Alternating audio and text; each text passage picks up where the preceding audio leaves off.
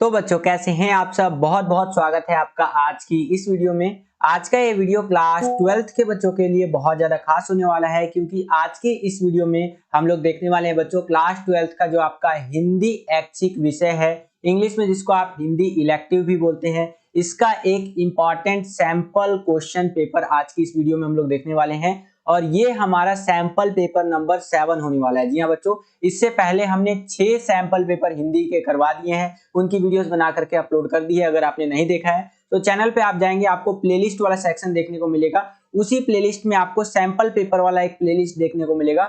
उस play sample paper वाला जो प्लेलिस्ट है उसके अंदर हमने सारे सब्जेक्ट के सैंपल पेपर वहां पर डाल रखे हैं, तो उस प्लेलिस्ट को जरूर चेकआउट कीजिएगा। आपको बहुत ज्यादा मदद मिलेगा आपका जो बोर्ड एग्जाम आने वाला है उसके अंदर। चलिए हम अपने वीडियो को शुरू करते हैं। यहाँ पर देखिए एक खास बात बताना चाहूंगा, हमारा जो सिल्वर प्ले बटन है हमारे चैनल का वो आ चुका है। मैं आपको फोटो भी यहाँ पर दिखा रहा हूँ। इसके लिए आप सभी को दिल से हाथ जोड़कर नमन है, धन्यवाद मैं आप सभी को करना चाहता हूँ।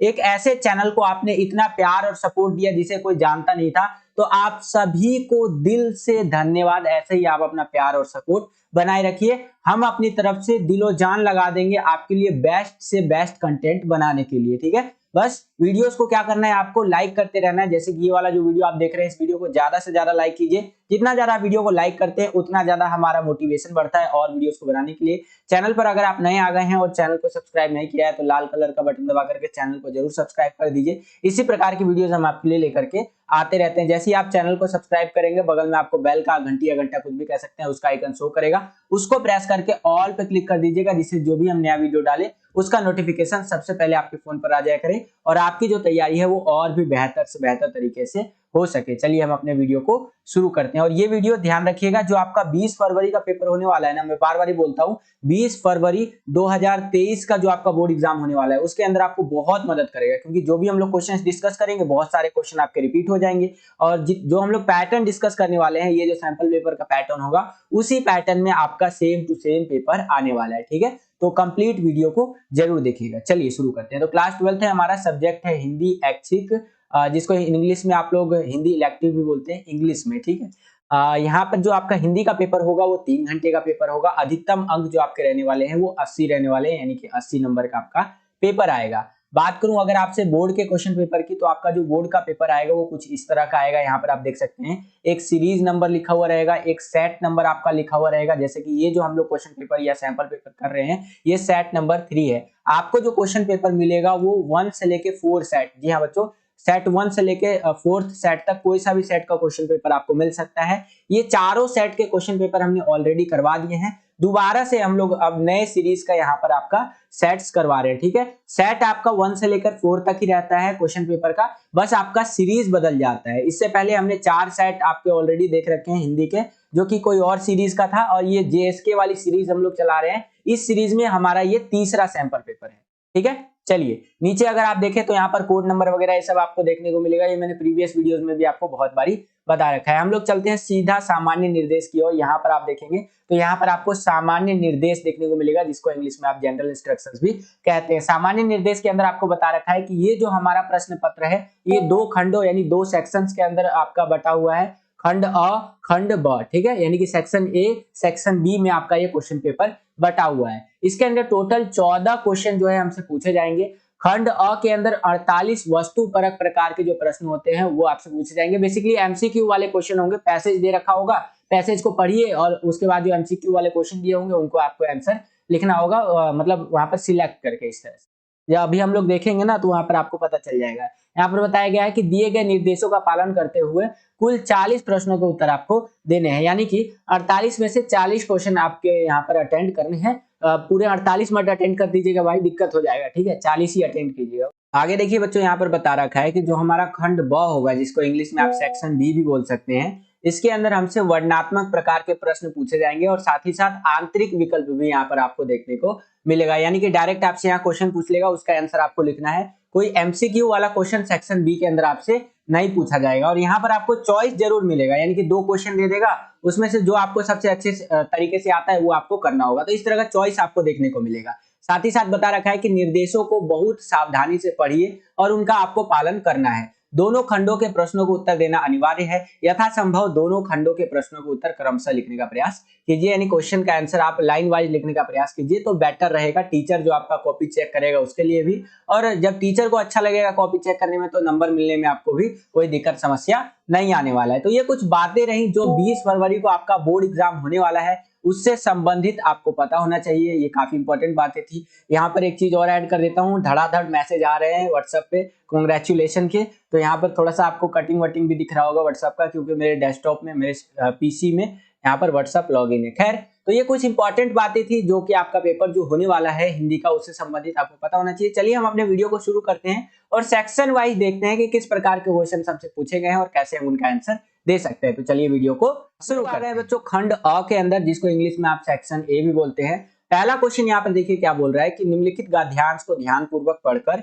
सर्वाधिक उपयुक्त उत्तर वाले विकल्प चुन करके आपको लिखना है। यानी कि आपको एक पैसेज दे दिया है, पढ़ना है उसको, उसके बाद जो आपका क्वेश्चन पूछेगा उसमें जो आपको सही विकल्प लगता है वो चूज करके वहां पर लिख देना है। तो चलिए देखते हैं, पहला क्वेश्चन हमारा 10 अंक का यानी 10 नंबर का रहने वाला है। तो यहाँ पर देखिए ये जो पैसेज, ये जो गद्यांश दे रखा है, उसको थोड़ा सा समझने का प्रयास करते हैं। इस गद्यांश के अंदर क्या बातें बता रखी है कि इतिहास लिखने की ओर कोई जाति तभी प्रवृत्ति होती है जब उसका ध्यान अपने इतिहास के निर्माण की ओर जाता है। यह बात साहित्य के बारे में उतनी ही सच है जितनी जीवन के हिंदी में आज जो है सो इतिहास लिखने के लिए यदि विशेष उत्साह दिखाई पड़ रहा है। तो इस तरह से करके आपका गद्यांश दे रखा है। वीडियो को पॉज करके आप पूरा का पूरा इसको रीड कर सकते हैं। इसके बेसिस पे जो हमसे क्वेश्चन पूछे जाएंगे उनका आंसर देने का हम लोग प्रयास करेंगे बच्चों। यहाँ पर आप देख सकते हैं इस तरह से आपसे ये गद्यांश आपको यहाँ पर दे रखा है। इस तरह से आप वीडियो को पॉज करके पूरा का पूरा रीड कर सकते हैं। काफी लंबा है, काफी बड़ा गद्यांश है, यहाँ पर आप देख सकते हैं इस प्रकार से आपका दिया हुआ है।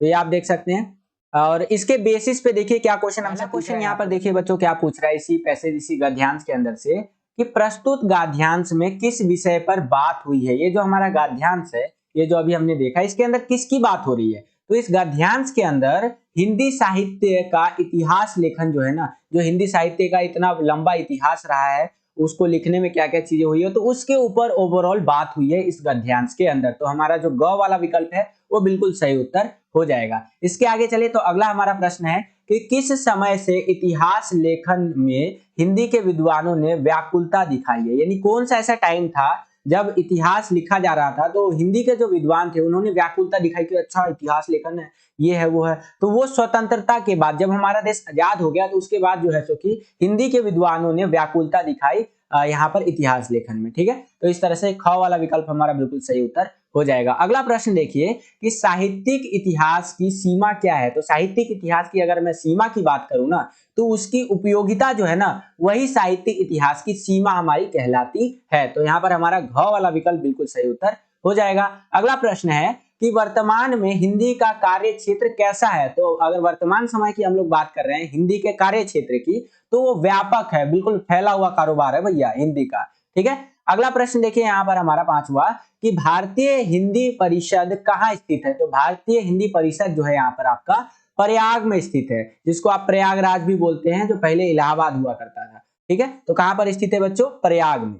चलिए ग इसका हमारा विकल्प सही हो जाएगा। अगला क्वेश्चन यहाँ पर देखिए, छठा क्वेश्चन क्या पूछ रहा है कि शुक्ल जी जो है उनका इतिहास किसके साथ आया था। तो हिंदी शब्द सागर के साथ उनका इतिहास, उनका हिस्ट्री आया था। तो क वाला विकल्प हमारा बिल्कुल सही उत्तर हो जाएगा। अगला प्रश्न है कि साहित्य का इतिहास लिखना कैसे संभव हुआ। तो साहित्य की अगर हम लोग इतिहास लिखने की बात करें कि ये कैसे पॉसिबल हो पाया, तो वो ऐसे पॉसिबल हुआ कि साहित्य के रचना में परिवर्तन होने पर साहित्य का इतिहास लिखना जो है वो संभव हो पाया। ये जो साहित्य होता है हमारा, इसकी रचना यानी जो क्रिएशन का प्रोसेस है उसके अंदर चेंजेस किए, चेंजेस जब हुआ तो उसके बाद साहित्य का इतिहास लिखना पॉसिबल हो पाया, नहीं तो साहित्य का इतिहास नहीं लिखा जा रहा था।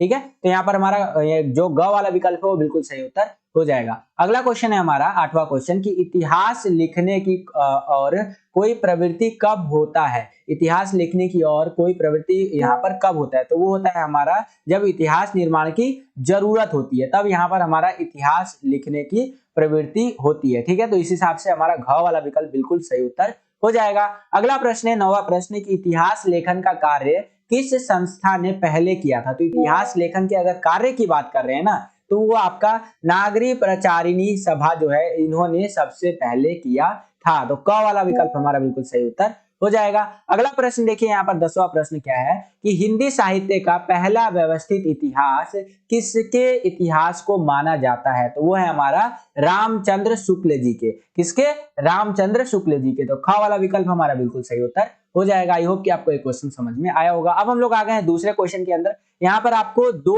अपठित काव्यांश दिए गए हैं, उनमें से कोई एक काव्यांश का आंसर आपको लिखना है, मतलब वो पढ़ना है काव्यांश को, उसके बेसिस पे जो आपसे क्वेश्चन पूछे जाएंगे और उन क्वेश्चंस के अंदर जो विकल्प दिए जाएंगे उनमें से सही विकल्प का चयन करके आपको लिखना है। और दूसरा क्वेश्चन आपका 8 अंक का यानी 8 नंबर का रहने वाला है। तो चलिए देखते हैं दूसरे का पहला काव्यांश, काव्यांश नंबर 1। इसमें देखिए क्या है हमारा काव्यांश, कुछ इस टाइप से है कि अब मैं सूरज को नहीं डूबने दूंगा, देखो मैंने कंधे चौड़े कर लिए हैं, मुट्ठियां मजबूत कर ली हैं और ढलान पर एड़ियां जमाकर खड़ा होना मैंने सीख लिया है। तो इस प्रकार से आपका ये काव्यांश दिया हुआ है। वीडियो को पॉज करके आप पूरा का पूरा रीड कर सकते हैं। इसके बेसिस पे जो हमसे क्वेश्चन पूछे जाएंगे उनका आंसर देने का प्रयास हम लोग करेंगे बच्चों। तो चलिए देखते हैं।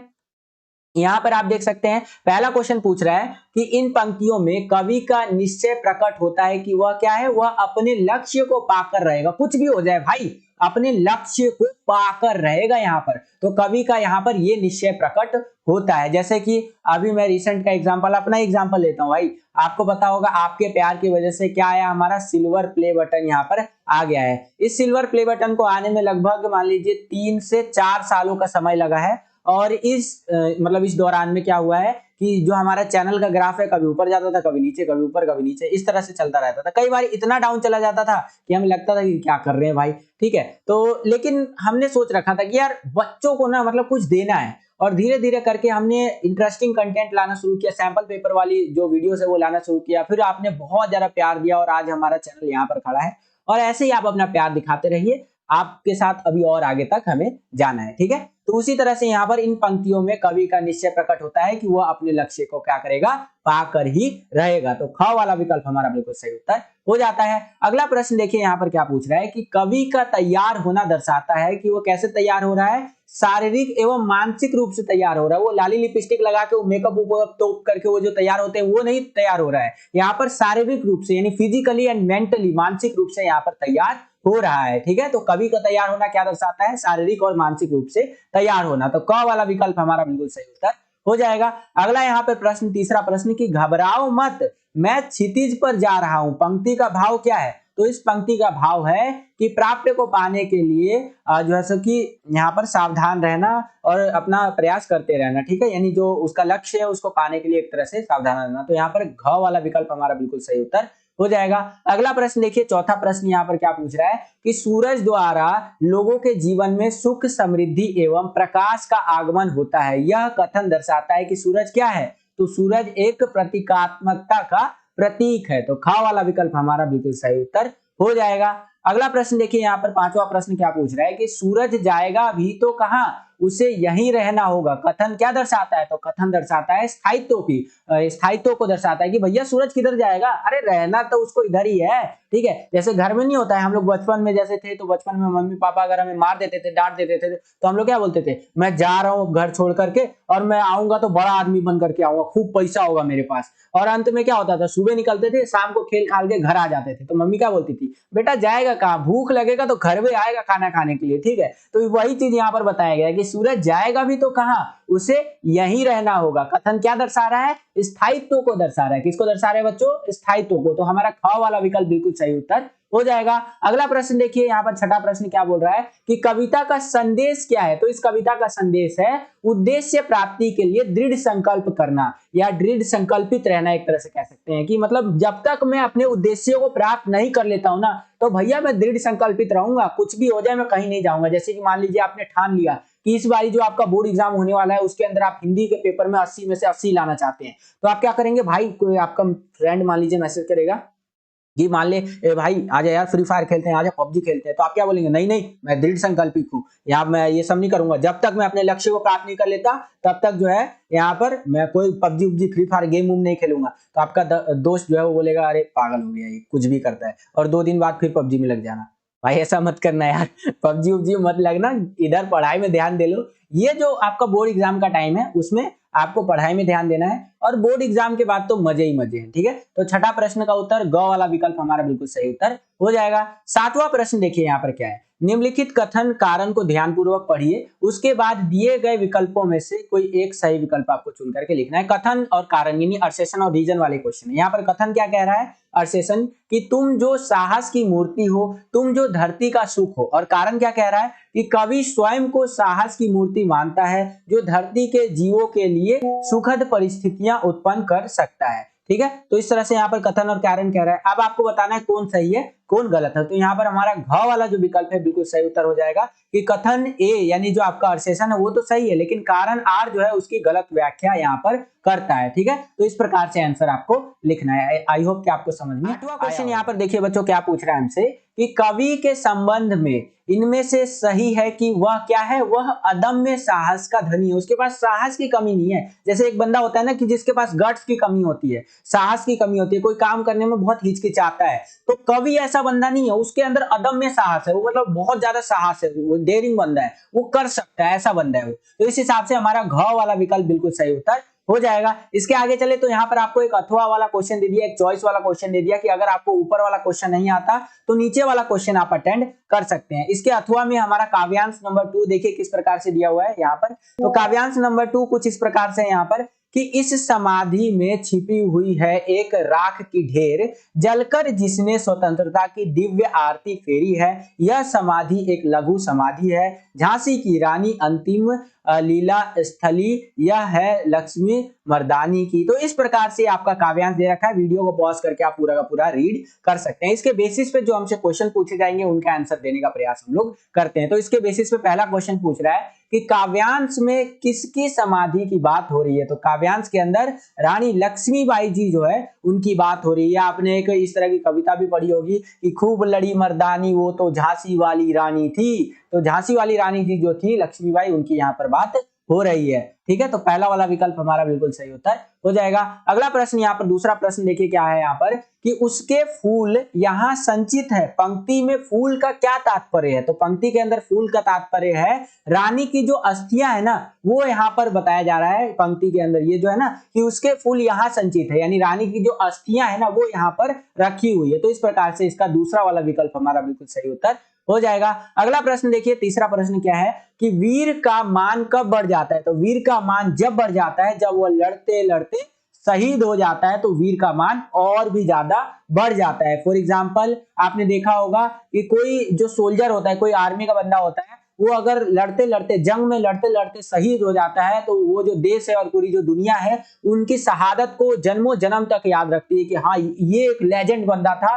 जो हमारे देश के लिए जंग में लड़ते लड़ते शहीद हुआ है, और जिस कारण से आज हम लोग अपने घरों में चैन से सो पा रहे हैं अपने देश में। तो उसी प्रकार से यहाँ पर पूछा है कि वीर का मान कब बढ़ जाता है। तो वीर का जो मान होता है तब बढ़ जाता है जब वो लड़ते हुए क्या हो जाता है, शहीद हो जाता है। तो दूसरा वाला विकल्प हमारा बिल्कुल सही उत्तर हो जाएगा। प्रश्न देखिए बच्चों यहाँ पर क्या पूछ रहा है कि रानी से अधिक उसकी समाधि प्रिय क्यों है। क्योंकि उससे स्वतंत्रता की प्रेरणा मिलती है। रानी जो थी उनसे ज्यादा उनकी समाधि प्रिय बन गई है, क्योंकि उनकी समाधि को जब भी देखते हैं ना तो एक स्वतंत्रता की प्रेरणा मिलती है कि यार अपन भी आजाद हो सकते हैं। भाई मोटिवेशन आता है कि भैया मैं आजाद हो सकता हूँ। जैसे आज के टाइम पे आप भगत सिंह जी की फोटो देख लीजिए और या फिर सुभाष चंद्र बोस जी की फोटो देख लीजिए, क्या लेजेंड बंदे थे यार अपने टाइम के। तो उनको देख करके एक मोटिवेशन आता है कि भाई ऐसे बंदे जो ना एक अकेला बंदा, यहाँ पर सुभाष चंद्र बोस की एग्जांपल ले लीजिए या भगत सिंह जैसे महान लोगों का एग्जांपल ले लीजिए। अंग्रेजी सल्तनत जो थी, अंग्रेजों का साम्राज्य एम्पायर हिला करके रख दिया। खास करके सुभाष चंद्र बोस जी को ले लीजिए, पूरी दुनिया से मदद लेकर के आ गए, हिटलर से मदद लेकर के आ गए और अंग्रेजों की हालत खराब हो गई और वो भारत छोड़ करके चले गए। एक बार अंग्रेज लोगों से पूछा भी गया कि आपने भारत को आजाद क्यों किया। तो अंग्रेज लोगों से पूछा गया कि क्या गांधी नेहरू की वजह से भारत को आजाद किया गया। तो अंग्रेज लोगों ने बोला बिल्कुल भी नहीं, हमने आजाद किया क्योंकि भारत के अंदर विद्रोह बढ़ रहा था। सुभाष चंद्र बोस और ऐसे गर्मपंथी वाले जो लोग थे उन लोगों ने हमारा नाक में दम कर रखा था, इसलिए हमें भारत को छोड़ना पड़ा। तो ये केवल एजुकेशनल पर्पस के लिए आपको बता रहा हूं, ध्यान रखिएगा। तो इसीलिए यहाँ पर बताया गया है कि रानी से उसकी अधिक उसकी जो समाधि है रानी जी की वो ज्यादा प्रिय क्यों है, क्योंकि जब भी उनकी समाधि को देखा जाता है तो एक स्वतंत्रता का प्रेरणा मोटिवेशन मिलता है। तो पहला वाला विकल्प हमारा बिल्कुल सही होता है हो जाएगा। अगला प्रश्न है, पांचवा प्रश्न, कि सोने की भस्म किससे मूल्यवान होती है? तो सोने से ज्यादा जो है आपका सोने का भस्म जो होता है वो मूल्यवान होता है, यानी जो आपका गोल्ड होता है ना उससे ज्यादा वैल्यूएबल तो उसका एक चूरा कह लीजिए, भस्म जो होता है वो मूल्यवान होता है। अगला प्रश्न देखिए यहाँ पर, कि चमक उठी ज्वाला सी में कौन सा अलंकार है? तो इसके अंदर उपमा अलंकार है। कौन सा अलंकार है बच्चों? उपमा अलंकार। क्वेश्चन यहाँ पर देखिए बच्चों क्या पूछ रहा है हमसे, कि निशीथ का अर्थ क्या है? तो इसका अर्थ होता है रात्र। ठीक है, पहला वाला विकल्प आपका बिल्कुल सही उत्तर हो जाएगा। अगला प्रश्न देखिए यहाँ पर आठवां क्वेश्चन, कि उपयुक्त पद्यांश में कौन सा रस है? तो इसके अंदर वीर रस है बच्चों। कौन सा रस है? वीर रस। जैसे रानी लक्ष्मीबाई के बारे में बात कर रहे हैं तो वो एक वीर थी, तो इस प्रकार से वीर रस यहाँ पर हमारा बिल्कुल सही उत्तर हो जाएगा। और भी हमने यहाँ पर पद्यांश पढ़ा तो यहाँ पर हमने देखने को मिला, पद्यांश के लीजिए काव्यांश के लीजिए बात एक ही बराबर है। अगला हम लोग आ गए हैं तीसरे क्वेश्चन के अंदर, निम्नलिखित प्रश्नों के उत्तर देने के लिए उपयुक्त विकल्प का आपको चयन करना है। और तीसरा क्वेश्चन 5 नंबर का आपका होने वाला है। यहाँ पर क्वेश्चन क्या पूछ रहा है, कि डेडलाइन से क्या तात्पर्य है? डेडलाइन क्या होता है? तो देखो बच्चों, डेडलाइन जो होता है ना आपका, वो समाचारों को कवर करने के लिए जो है सो कि निर्धारित समय सीमा होती है। फॉर एग्जाम्पल मान लीजिए आप एक रिपोर्टर है या आप एक अखबार छापने वाले आदमी है, तो समाचार को कवर करने के लिए एक निश्चित डेडलाइन दे दूंगा कि इस डेडलाइन से पहले इस समाचारों को छाप लीजिएगा। फॉर एग्जाम्पल अभी हमारा रिसेंटली क्या गया था, यहाँ पर हमारा 26 जनवरी गया था। क्या गया था? 26 जनवरी, JAN। ठीक है, 26 जनवरी गया था। तो मान लीजिए जो अखबार वगैरह छापते होंगे उसमें क्या न्यूज आता होगा कि 26 जनवरी को ये होगा, 26 जनवरी को वो होगा। तो एक डेडलाइन है कि 26 जनवरी तक आपको वो छापना है। 26 जनवरी के बाद अगर आप छापेंगे तो ज्यादा लोग पढ़ने में रुचि नहीं लेंगे। हालांकि मैं किसी भी प्रकार से अपने देश, अपने जो लोग हैं उनका रिस्पेक्ट नहीं करना चाहता हूं। अगर किसी को बुरा लगा हो तो हाथ जोड़ के नमन है। मैं केवल एक टीचर हूं और समझाने के परिदृश्य से आपको मैं ये चीजें बता रहा हूं। ठीक है, उसी प्रकार से कोई और सभी एग्जांपल ले सकते हैं। फॉर एग्जांपल मान लीजिए एक मूवी रिलीज होने वाली है आपका, आज कितना तारीख हो गया? 18 तारीख। तो मान लीजिए आपका 20 तारीख को, 20 फरवरी को जिस दिन आपका पेपर है उस दिन एक मूवी रिलीज होने वाली है जिसका नाम है आपका XYZ। ये मूवी है, ये मूवी रिलीज होने वाली है। तो अखबार वाले क्या करेंगे? 20 तारीख तक ही उस मूवी के बारे में छापेंगे, और 20 तारीख के बाद अगर छापेंगे तो इनरिलेवेंट हो जाएगा। तो इसीलिए बोला जाता है कि एक डेडलाइन दे दिया है, इस डेडलाइन तक आपको ये छाप देना है या उसको कवर करना है। ठीक है, तो वही चीज आप यहाँ पर देख सकते हैं कि समाचारों को कवर करने के लिए निर्धारित समय सीमा होती है, तो वही आपका क्या होता है?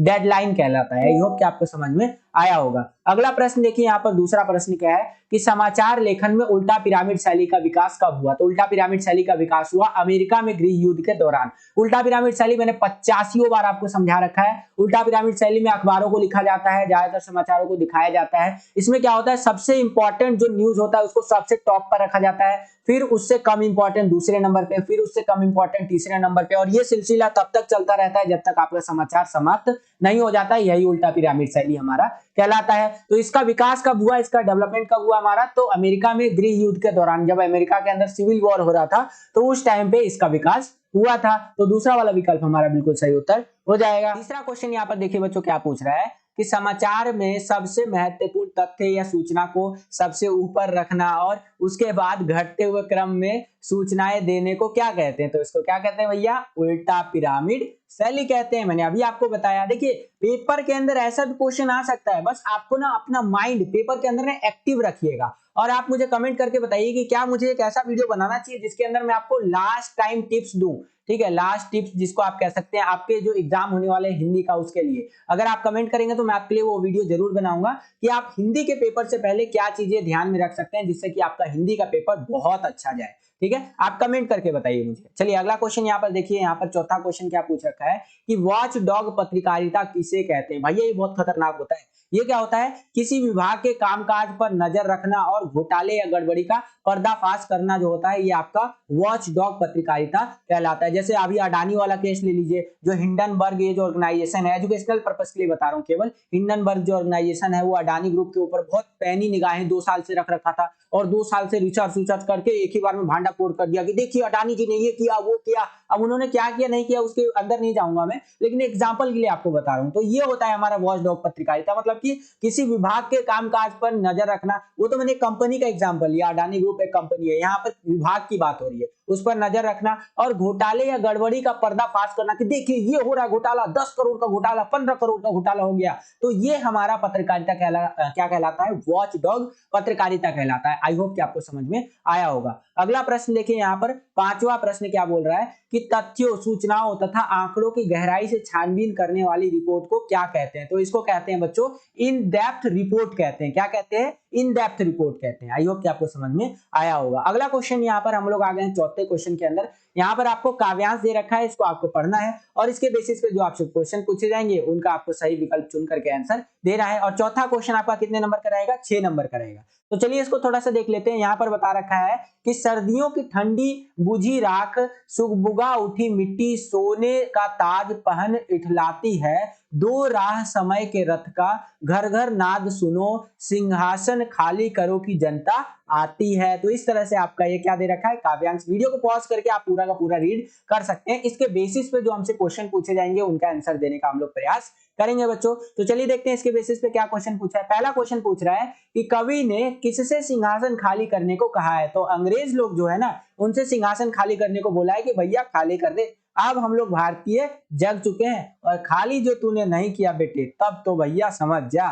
तो यहाँ पर जनता जाग चुकी है। तो कवि ने सिंहासन किससे खाली करने को कहा है? अंग्रेज लोगों से, ब्रिटिशर्स से। अगला क्वेश्चन देखिए, दूसरा क्वेश्चन क्या है कि मिट्टी सोने का ताज पहनकर इठलाती है। इस पंक्ति का भाव आपको बताना है। जब भी आपसे क्वेश्चन पूछे कि इस पंक्ति का भाव बताइए इस तरह से, तो आपको मतलब उस पंक्ति के अंदर क्या बातें बोलने का प्रयास किया जा रहा है वो आपको बताना है। तो इसके अंदर क्या बोलने का प्रयास किया जा रहा है कि जनतंत्र आ रहा है, प्राप्त कर पाएगी, यानी कि जनता का राज अब आने वाला है, क्या अंग्रेज सरकार इसको प्राप्त कर पाएगी? तो इस हिसाब से तीसरा वाला विकल्प हमारा बिल्कुल सही उत्तर हो जाएगा। आई होप कि आपको समझ में आया होगा। अगला प्रश्न देखते हैं बच्चों।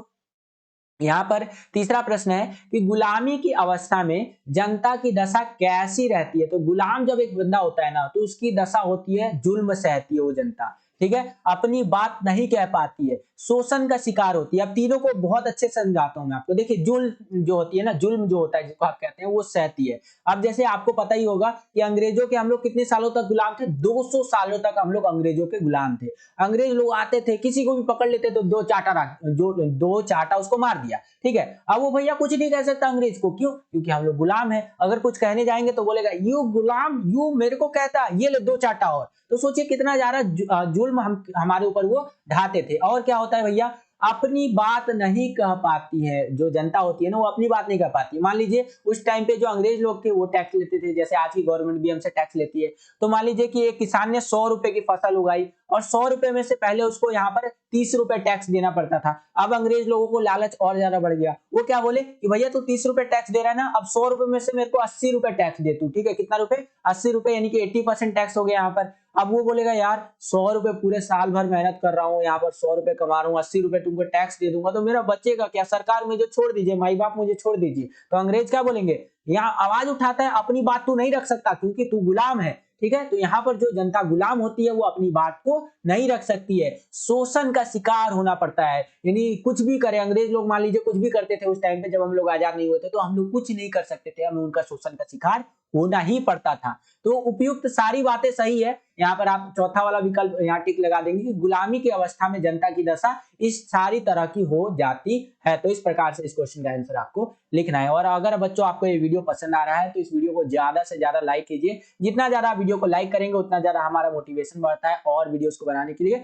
अगर आप एक लाइक करते हैं तो इससे हमारा मोटिवेशन का लेवल लाखों करोड़ों अरबों खरबों पता नहीं कितने गुना बढ़ जाता है। लाइक जरूर कीजिए, वीडियोस को लाइक करते हैं ना, अंदर से आवाज आती है कि जय सर क्या कर रहे हैं, बैठे क्यों है, वीडियो बनाइए ना बच्चों के लिए, बच्चे लाइक कर रहे हैं वीडियो को, ठीक है। तो लाइक जरूर कीजिएगा। चैनल पर अगर आप नए आ गए हैं, चैनल को सब्सक्राइब नहीं किया है, तो लाल कलर का बटन दबा करके चैनल को जरूर सब्सक्राइब कर लीजिएगा। जैसे ही आप चैनल को सब्सक्राइब करेंगे, बगल में आपको बेल का घंटी या घंटा कुछ भी कह सकते हैं उसका आइकन शो करेगा, उसको प्रेस करके ऑल पे क्लिक कर दीजिएगा, जिससे कि जो भी हम नया वीडियो डाले उसका नोटिफिकेशन सबसे पहले आपके फोन पर आ जाया करे और आपकी जो तैयारी है वो और भी बेहतर से बेहतर तरीके से हो सके। चलिए अगला क्वेश्चन देखते हैं। क्वेश्चन यहाँ पर देखिए क्या पूछ रहा है कि घर घर नाद का पर्यायवाची छांटो। इसका क्या करना है आपको? पर्यायवाची छांटना है। तो इसका पर्यायवाची होगा आपका कर्कश ध्वनि। क्या होगा? कर्कश ध्वनि। आई होप कि आपको समझ में आया होगा। अगला क्वेश्चन है कि कवि के अनुसार जब जनता क्रोध में आ जाती है तो क्या होता है? यानी कवि जो है वो कह रहा है कि जब जनता जो है क्रोध में आती है तो क्या होता है? तो क्या होता है भैया, यहाँ पर सत्ता पलट जाती है, पूरी पूरी सत्ता को हिला दिया जाता है। श्रीलंका वाला एग्जांपल ले लीजिए ना, वहां की जनता को भड़क गए थे, वहां के जनता लोग गुस्सा हो गए थे, महंगाई इतना ज्यादा बढ़ रही थी, तो क्या किया उन्होंने? सत्ता पलट दी पूरी की पूरी। धरती हिल जाती है, तूफान आ जाते हैं बिल्कुल। अगर जनता अपने पे आ गई ना भैया, हिला के रख देता है पूरा, ठीक है, तो इस हिसाब से आपका कथन नंबर 1 और 2 दोनों ही सही होगा। तीसरा वाला विकल्प हमारा बिल्कुल सही उत्तर हो जाएगा। छठा क्वेश्चन देखिए कि भूकृति का अर्थ क्या होगा, तो इसका अर्थ होता है भोए।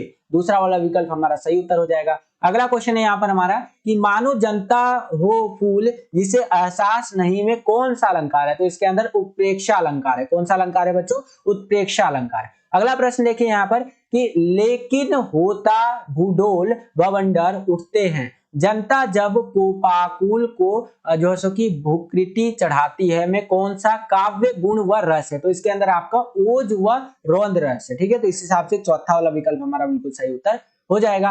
अब हम लोग आ गए हैं पांचवें क्वेश्चन के अंदर। इसके अंदर आपको गद्यांश को पढ़ करके आपको जो प्रश्न पूछे गए हैं उसमें जो विकल्प दिए गए हैं उनका आपको चयन करना है, सही विकल्प होगा और 6 नंबर का क्वेश्चन रहेगा पांचवा आपका। यहाँ पर देखिए ये जो आपका गद्यांश है किसके ऊपर है कि मेरे पिताजी फारसी के अच्छे ज्ञाता और पुरानी हिंदी कविता के बड़े प्रेमी थे। फारसी कवियों की उक्तियों को हिंदी कवियों की उक्तियों के साथ मिलाने में उन्हें बड़ा आनंद आता था। वे रात को प्रायः रामचरितमानस और रामचंद्रिका घर के सब लोगों को एकत्र करके बड़े जो है चिंताकर्षक ढंग से पढ़ा करते थे। तो इस प्रकार से आपका ये गद्यांश दे रखा है। वीडियो को पॉज करके आप पूरा का पूरा यहाँ पर रीड कर सकते हैं। इसके बेसिस पे देखिए क्या क्वेश्चन हमसे पूछ रहा है। पहला क्वेश्चन यहाँ पर देखिए बच्चों क्या पूछ रहा है हमसे कि प्रस्तुत गद्यांश किस पाठ से अवतरित है, यानी ये जो गद्यांश अभी आपने देखा ये किस पाठ से लिया गया है, ये देख रहे हैं आप, ये किससे लिया गया है, तो ये लिया गया है आपका प्रेम घन की छाया स्मृति से। क वाला विकल्प हमारा बिल्कुल सही उत्तर हो जाएगा। अगला प्रश्न देखिए यहाँ पर क्या पूछ रहा है कि यह पाठ किस विधा में रचित है। ये पाठ जो है आपका संस्मरण जो विधा है उसके अंदर रचा गया है। ठीक है, अगला प्रश्न देखिए कि प्रस्तुत पंक्तियों में मैं शब्द किसके लिए प्रयुक्त हुआ है। ये जो पंक्तियां हैं इसके अंदर ये जो मैं वाला शब्द है ना, इसके अंदर जो है मतलब किसके लिए प्रयुक्त हुआ है, किसके लिए इस्तेमाल में लाया गया है, तो रामचंद्र शुक्ल जी के लिए ये शब्द जो है इस्तेमाल में लाया गया है। कौन सा शब्द? मैं वाला। अगला प्रश्न देखिए यहाँ पर चौथा प्रश्न क्या है कि किसके प्रति लेखक के मन में एक मधुर भावना का संचार था, तो भारतेंदु हरिश्चंद्र के प्रति जो है लेखक के मन में आपका एक मधुर भावना का क्या था? संचार था। ठीक है, अगला प्रश्न देखिए यहाँ पर हमारा पांचवा प्रश्न क्या है कि चिंताकर्षक का अर्थ बताइए, तो इसका अर्थ होता है मन को आकर्षित करने वाला। ग वाला विकल्प हमारा बिल्कुल सही उत्तर हो जाएगा। अगला है प्रश्न कि ये गद्यांश आपकी अंतरा भाग 2 पुस्तक के किस खंड से लिया गया है, तो ये लिया गया है आपका गद्य खंड से। किससे लिया गया है बच्चों? गद्य खंड से लिया गया है। आई होप कि आपको समझ में। अब हम लोग आ गए हैं बच्चों छठे प्रश्न के अंदर। इसमें क्या बोल रहा है कि निम्नलिखित प्रश्नों के आपको सही उत्तर वाले विकल्प चुन करके आपको आंसर लिखना है और छठा प्रश्न जो रहेगा आपका 5 नंबर का रहने वाला है। तो छठे के पहले में देखिए क्या क्वेश्चन पूछा है कि विस्कोहर की माटी पाठ जो है वो किस विधा में लिखा गया है, तो ये जो पाठ है आपका विस्कोहर की माटी ये आत्मकथा जो विधा होता है इसके अंदर लिखा गया है। तो क वाला विकल्प हमारा बिल्कुल सही उत्तर हो जाएगा। क्वेश्चन यहाँ पर देखिए क्या पूछ रहा है हमसे कि भिखारियों के लिए धन संचय पाप संचय के समान है, आपके अनुसार सूरदास ने ऐसा क्यों कहा होगा। तो जो भिखारी लोग होते हैं उनका धन का इकट्ठा करके रखना अपने पास पाप को इकट्ठा करके रखने के समान होता है। सूरदास ने ऐसा इसीलिए कहा क्योंकि ग्रामीण सामाजिक दृष्टिकोण के कारण, मतलब गांव वालों को ऐसा सोचना था कि अगर भिखारी लोग यहाँ पर धन इकट्ठा करके रखेंगे अपने पास तो वो लोग पाप इकट्ठा करके रख रहे हैं, इसीलिए सूरदास ऐसा कहता है। तो इस हिसाब से हमारा ख वाला विकल्प बिल्कुल सही उत्तर हो जाएगा। तीसरा क्वेश्चन यहाँ पर देखिए क्या है कि निम्नलिखित कथनों पर विचार कीजिए।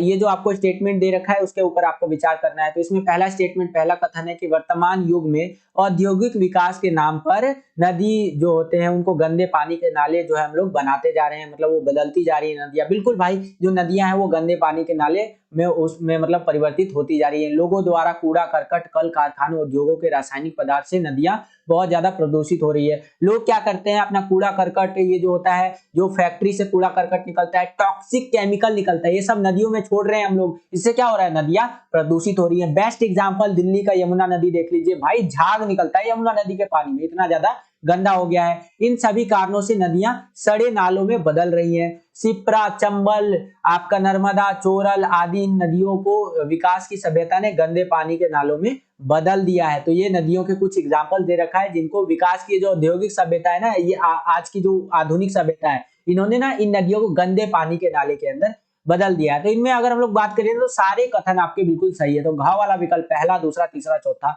सारा सही है। तो इस तरह से हमारा घ वाला विकल्प बिल्कुल सही उत्तर हो जाएगा।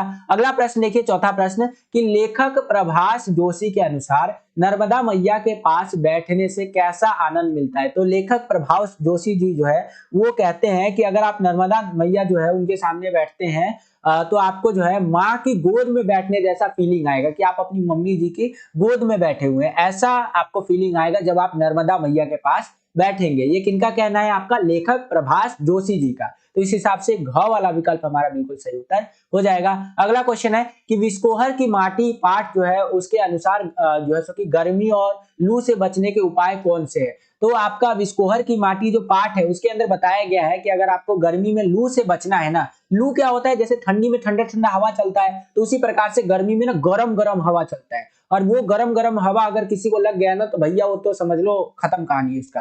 तो इस तरह से हो जाता है, एजुकेशनल पर्पस के लिए बता रहा हूँ। तो यहाँ पर विस्कोहर की माटी में इस चीज से बचने के लिए क्या बता रखा है, तो कमीज में या धोती में गांठ लगाकर प्याज बांध लेना चाहिए। ये बताया गया है कि अगर आप अपनी कमीज के अंदर या धोती के अंदर प्याज को गांठ लगा करके बांध के बाहर निकलते हैं गर्मी में तो आपको लू नहीं लगेगा। ये किसमें बताया गया है? विस्कोहर की माटी पाठ के अंदर बताया गया है। ठीक है, तो आई होप कि आपको समझ में आया होगा। बस बच्चों यही था आज का ये वीडियो। इसके बाद हमारा आ जाता है खंड ब, यानी कि आपका सेक्शन बी कह लीजिए। इसके अंदर वर्णनात्मक प्रकार के प्रश्न हमसे पूछे जाएंगे।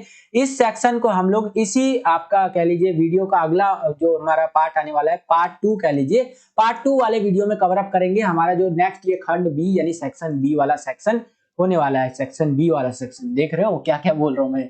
चलिए आज के लिए बस बच्चों आज की इस वीडियो के लिए इतना ही। अगर आपको ये वीडियो पसंद आया तो लाइक जरूर कीजिए यार, लाइक दबा करके जाइए। जितना ज्यादा आप वीडियो को लाइक करेंगे उतना ज्यादा हमारा मोटिवेशन बढ़ता है और वीडियोस को बनाने के लिए। अगर आप चैनल पर नए आ गए हैं, चैनल को सब्सक्राइब नहीं किया है, तो लाल कलर का बटन दबा करके चैनल को जरूर सब्सक्राइब कर लीजिए। जैसे ही आप चैनल को सब्सक्राइब करेंगे बगल में आपको बेल का घंटी या घंटा कुछ भी कह सकते हैं उसका आइकन शो करेगा, उसको प्रेस करके क्या करना है आपको ऑल पे क्लिक करना है, जिससे जो भी हम नया वीडियो डालें उसका नोटिफिकेशन सबसे पहले आपके फोन पर आ जाया करे और आपकी जो तैयारी है वो और भी बेहतर से बेहतर तरीके से हो सके। अभी तो आपका हमारा साथ जो है पूरा बोर्ड एग्जाम तक चलेगा और बोर्ड एग्जाम के बाद भी चलने वाला है। तो subscribe to all CBSE education in Hindi इसी तरह की वीडियोस को पाने के लिए, ठीक है। और बेल आइकन पर क्लिक जरूर कर दीजिएगा, वीडियो भी लाइक कीजिएगा। चलिए मिलता हूं आपसे अगली वीडियो में, तब तक के लिए खुश रहिए, खुश रखिए सभी को। जय हिंद, वंदे मातरम।